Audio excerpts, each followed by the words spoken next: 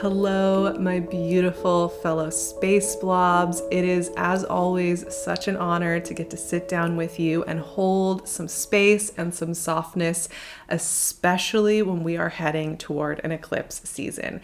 For those of you who have been with me for a while, which I love you and I love knowing that you've been with me on this journey, and for those of you who are new here as well, you know that I feel very strongly that it's important that we feel relaxed and held and like we can take a deep breath before we move through any kind of big shifts or move through eclipse season. You know, we have eclipse seasons a couple of times a year. It's a really natural rhythmic part of the year. And I know so many of you are already on board with this and already have your own workings and imaginings around eclipses and your own experience of them. But I do think it always bears repeating when we're about to enter a new eclipse season that we just take a moment and feel a little bit more relaxed as we move through these, because they are natural and because they are a wonderful place for renewal, checking in with ourselves, and some deep, I think, catharsis at times, as well as maybe some really exciting new burgeoning. And I'm very excited about this eclipse season. It's a really interesting one. So we're having our first solar eclipse in Aries, and we haven't had one of these for many, many years. And this eclipse season, we're going to be splitting it up between two axes. And this is going to be something we're going to actually be working with over the next couple of years. It's just interesting how the eclipses are happening. Often we'll have complementary eclipses. We'll have Aries and Libra, Taurus and Scorpio. This eclipse season, we start off with an Aries new moon and solar eclipse. And then our second eclipse, because they always come in pairs, is going to be a full moon solar or a lunar eclipse in Scorpio. So it's a really interesting Mars ruled eclipse season, which I love because I think that when we explore why we're moving through things, why we're pushing through things, when we explore how we motivate ourselves and what's feeling really true for us, some of the best ideas and healing and re-energizing can happen. So we are just getting a first nod, a first introduction to our work here with the North Node in Aries. The North Node of the moon isn't going to move into Aries until July, but this eclipse is going to give us some clues as to how we're going to be working with that North Node over the next over a year and a half. So let's get into what's going on with this new moon and solar eclipse. This solar eclipse is going to be visible. It's a total eclipse, but just for a very specific corner of the world. Australia and some surrounding areas will get some of this show. The rest of us, we're just going to have to use our imaginations and just feel the energy. So this is a sun and moon conjunct at 29 degrees of Aries, creating that eclipse and that new moon. And the big aspect that we are going to be working with here for this new moon and solar eclipse is going to be a square with Pluto newly in Aquarius. This is a really interesting square. And I already know. I can feel it. I can sense it. I haven't read it all yet, but I know there are going to be so many articles and write-ups and discussions about this eclipse as being super intense.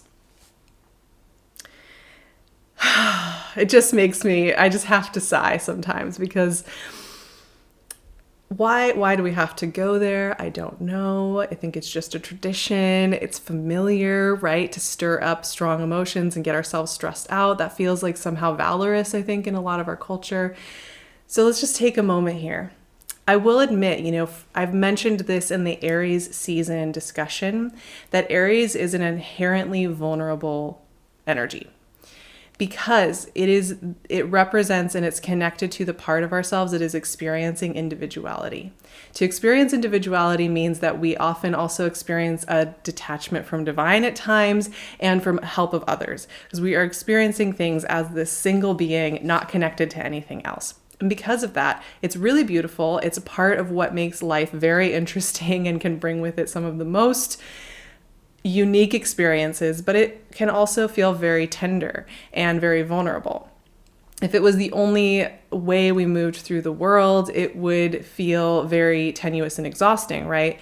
But I will admit, an eclipse in this inherently vulnerable individual sign of Aries means that it can feel a little bit like exfoliating. And it's important we are taking care of the part of ourselves that is feeling that individual experience.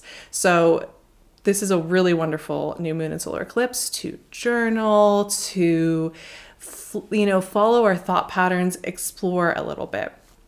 Now, the square with Pluto for me is really important because this highlights that we are safe in change.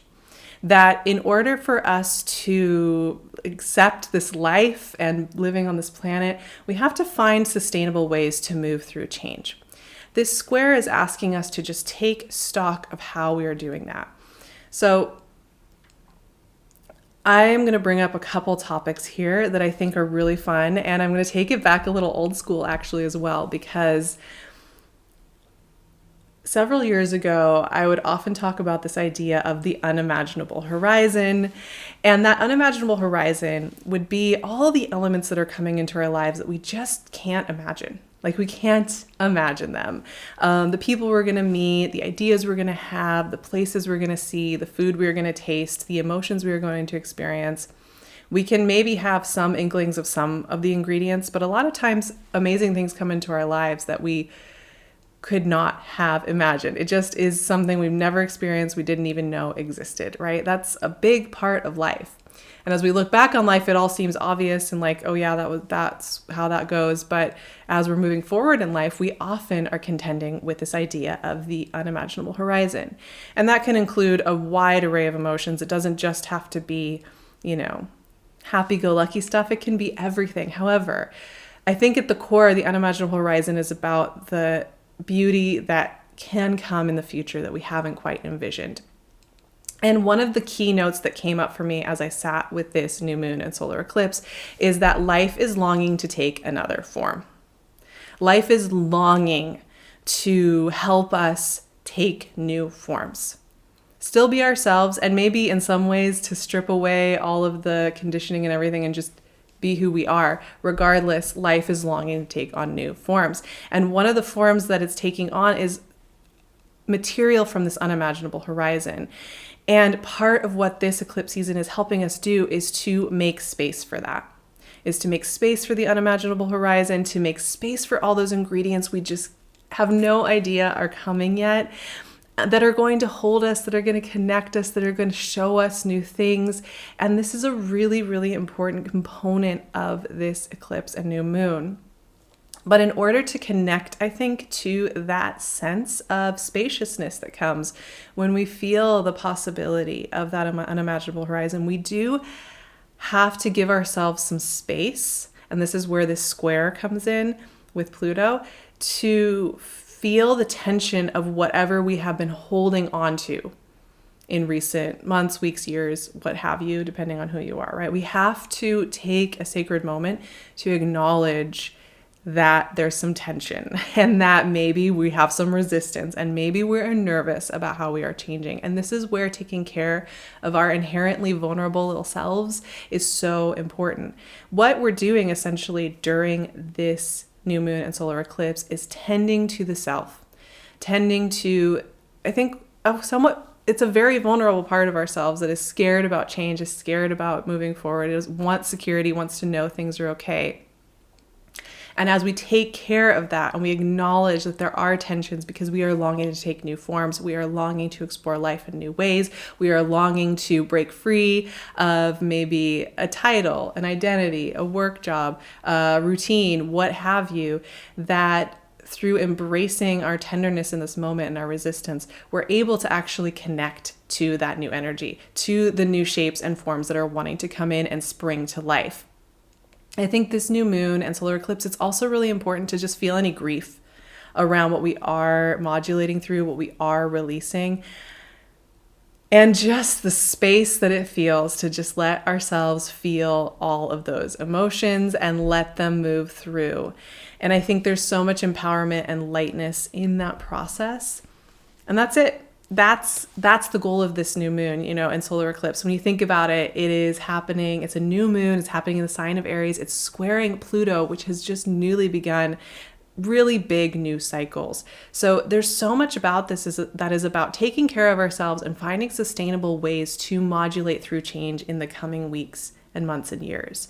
Not to force all the change to happen overnight, but instead to figure out a way to commune with change in a way that feels really good and true to you.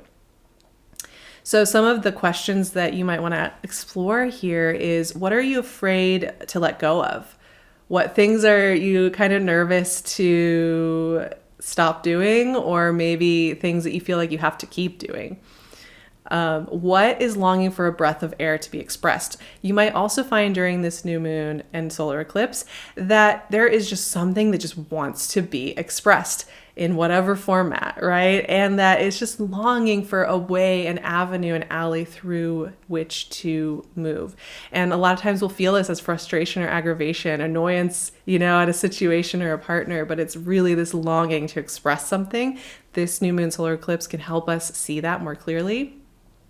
And finally, what does your sweet and vulnerable and individual experiencing self need to know in order to move forward in life? And I love that question. The part of ourselves that can't connect with that unimaginable horizon, who is having maybe a hard time seeing the bigger picture, maybe wants some reassurance about the changes. What can we do for that sweet individual self to help ourselves move into change and move into new energies? How can we take care of ourselves? So those are some of the themes. I decided today, I love this deck, and I know many of you have mentioned you love this deck too, the Cat Tarot. It is by Megan Lincott.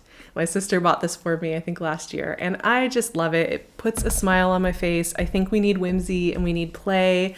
I think it's so important when we're doing things with solar eclipses and things that I think are traditionally considered so dramatic, that we bring a little bit more fun and play into it, and this deck definitely does that.